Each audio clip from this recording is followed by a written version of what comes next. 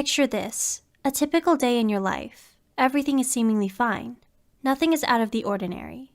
Then, someone makes a comment, or a facial expression, or anything that might trigger you, and in the blink of an eye, you can't breathe. It feels like what you assume a heart attack feels like. You're gasping for air, you're sweating profusely, your heart is pounding hard enough to climb out of your chest. You feel like you're going to scream and sob and die all at once, and sometimes you don't even know why it's happening. If you're sitting on a train or in a classroom or behind your desk at the office and it happens, you have to try to suppress it so no one gets alarmed. Or you have to dart out of the room as fast as possible to a quiet space so you can let it come full force, so your insides don't explode from holding it back. When you're alone and triggered, it's just as terrible. There's no one stopping you from screaming or sobbing, or doing something horrible to yourself in a desperate attempt to make the pain go away. I've learned through the years of these incidents that letting the panic attack take its course is probably the worst way to handle it. You think in the moment that by crying and screaming for a few minutes, you'll feel better. It will alleviate the pain in your body and mind and get it all out. In fact, it does the opposite. By submitting yourself to the panic attack, it gives it the power to grow and become stronger and more intense.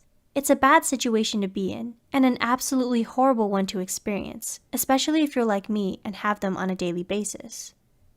Anxiety is one of the most common sensations that humans experience, yet it can be detrimental in severe doses. Anxiety has helped us as a species survive thousands of years through keeping us hyper-aware of our surroundings, to avoid danger and be on our toes during an emergency.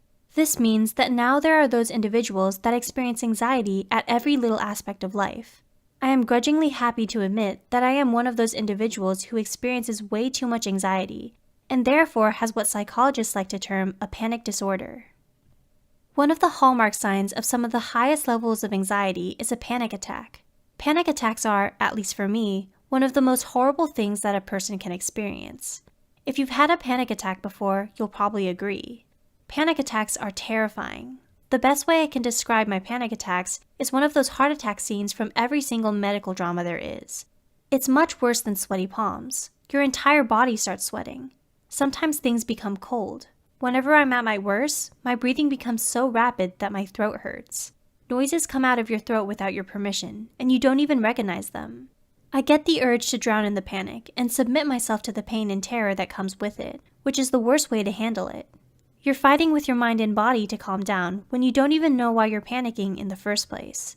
Like I said, one of the worst experiences ever. I've gone to various psychiatrists and therapists and psychologists who had all come to the conclusion that I have generalized anxiety disorder. They threw me on an antidepressant to help. As my panic attacks became more consistent and stronger despite the antidepressant, my doctor re-examined my condition and changed his mind. Panic disorder.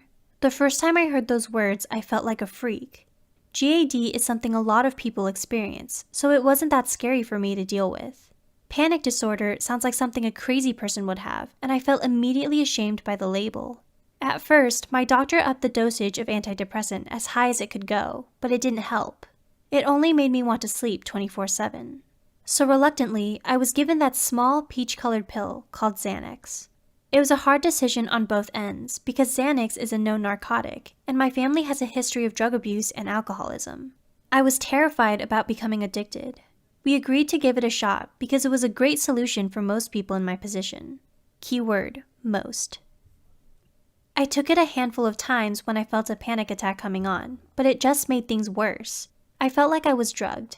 I went from being super high-strung and panicky to super relaxed physically and very slow mentally.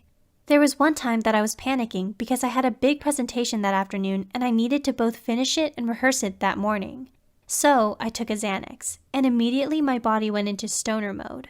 I wanted to sit around and do nothing, but my mind was still racing through the drugged-out mindset I was in because I knew that I needed to get this done. In the end, I wound up drinking 3 cups of coffee in the span of half an hour. The combo of the pill and the coffee helped me get through that day. But after that, I went to my doctor and told him how Xanax made me feel stoned and how it made my attacks worse, but in a different way. He tried lowering the dosage, but I still had the same problem. Finally, he took me off Xanax and put me on its sister drug, Klonopin. The best way to describe Klonopin is that it's a slower reacting Xanax. It does the same thing, calm your mind, relax your body, help panic attacks from occurring. But instead of the onset time being around 5 to 15 minutes, like Xanax is, it takes about half an hour. Klonopin was a lifesaver for me. Because the onset time was longer, it meant I had to learn how to deal with the start of the panic attack on my own, but it slowly helped it go away a lot faster. Since the drug spat out its components over the course of half an hour rather than all at once, it helped me learn to calm down and breathe through it. Through the help of Klonopin and therapy, I have also learned the art of meditation. I found that when I feel a panic attack coming on, I take a Klonopin and then stop what I'm doing and focus on my breath. Inhale, exhale, exhale is the mantra that repeats constantly in my head. If my mind starts to wander or I start to worry, I notice it and without judgment bring my attention back to my mantra. I make it a point to notice my body, see what parts are tense, and purposely relax them with each exhale. I'll go up and down my body, starting from my forehead and ending at my toes, relaxing each and every muscle with every exhale. This helps my panic attacks go away even quicker, and over time, I've become so good at meditating that most of the time, I don't even need to take Klonopin anymore. If I feel an attack coming on, I'll stop what I'm doing and meditate. If I feel like it's a big attack or the meditating isn't helping, then I'll take one. But, as I'm afraid of addiction, I'll try to calm myself down. Without the initial use of Klonopin, I would have never gotten to the point where I can now stop my panic attacks on my own. It's been a long journey, and even though panic disorder doesn't have a cure, it's easy to forget if it's under control. When you have a panic attack, there's an obligatory feeling of doom. Everyone who has a panic attack has probably felt it. But despite that feeling, the world isn't going to end after or during a panic attack. Life goes on, and because of it, I've been able to make some form of peace with my mental illness. Do not let the stigma against antidepressants or benzodiazepines like Xanax or Klonopin, or the stigma of your mental illness label stop you from getting help. Although going on medication for a mental illness is scary, it does not have to be forever, and it definitely will not change who you are as a person. Mental illness changes who you are, and medication is the way to bring yourself back to normal, to give your brain the neurotransmitters it needs to function correctly, and it will help you be able to potentially cure yourself, like I have through meditation. Finding ways to harness the anxiety like some people can to focus during a speech is essential for someone with panic disorder to heal.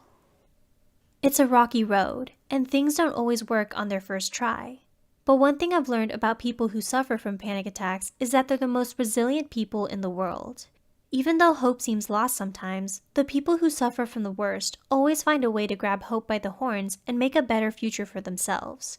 For all of you who suffer from panic disorder or other similar mental illnesses, or just those of you who experience panic attacks, know that you're not alone and that you can get help. Thank you for watching Psych2Go. Subscribe and comment below